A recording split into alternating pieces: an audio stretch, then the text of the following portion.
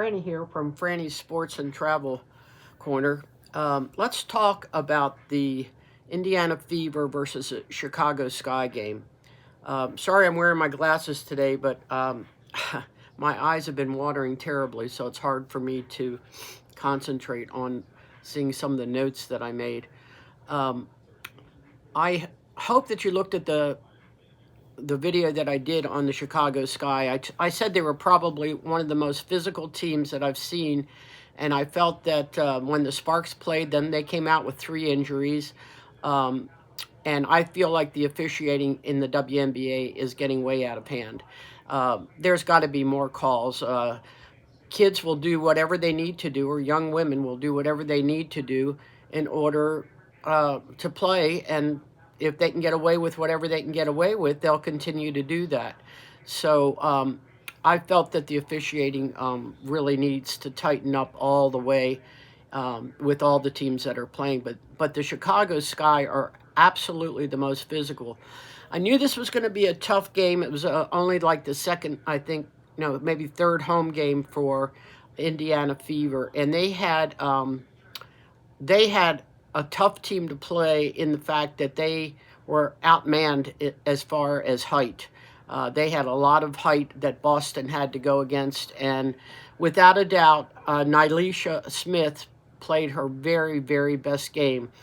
The first games that she's played, I thought she just was a very mediocre play, and I was really happy to see Fagnelli come in and really play with a lot of hustle and everything else. Well, that changed for Smith today.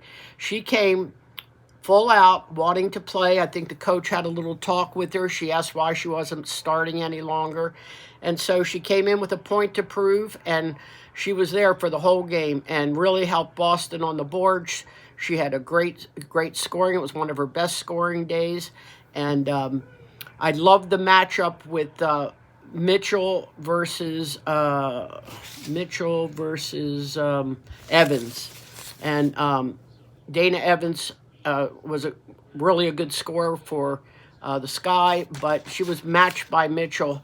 And there was one play where Caitlin threw it to Smith, just 3 passes down court to Smith. Smith then lobbed it over to Mitchell, and Mitchell was in the air and made a great layup and got terribly fouled in the air and could have really gotten hurt. Probably the worst play was when Kennedy came down, and right in front of the official, she took and just shoved Caitlin Clark out of bounds. And she hit her unexpectedly, which, could have given her like a whiplash, like what you would get from a car thing. And I was furious that she did not get thrown out of the game. That was such an intentional foul.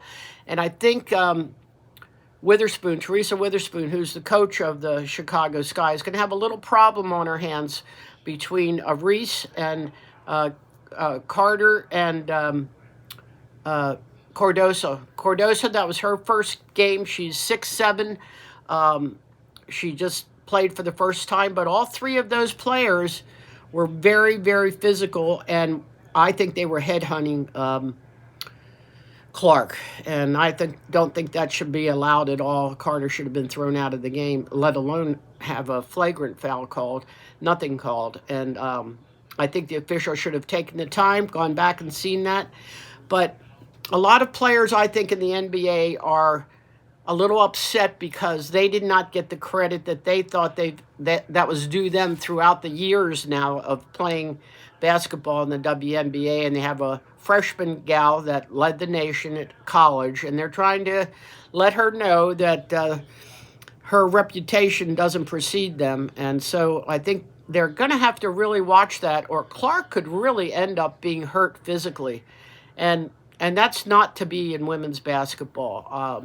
I did see Witherspoon say something to Kennedy when she came off, but I also saw Reese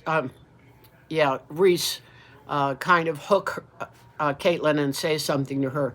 On Caitlin's defense, I didn't see her let it bother her. She could have gotten a technical. She didn't, and it would have been deserved almost.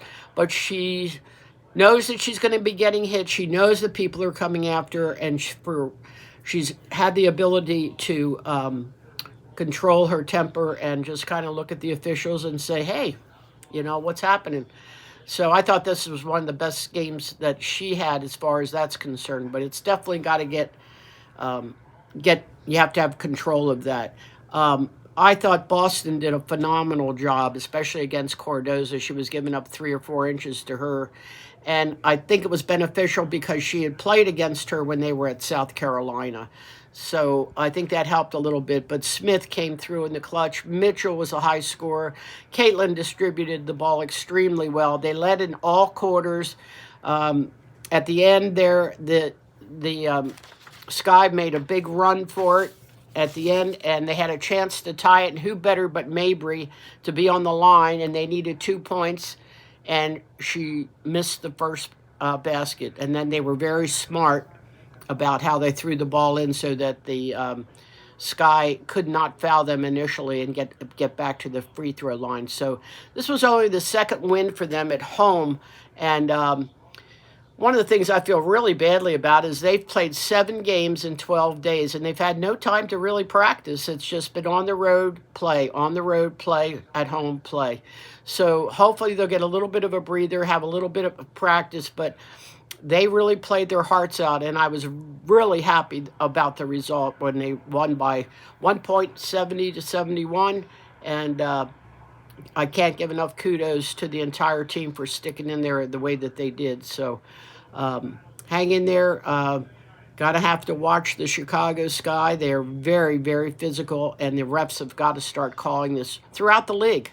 It's just way too much. This is not the NBA where we want to see just total physical play and people being knocked down.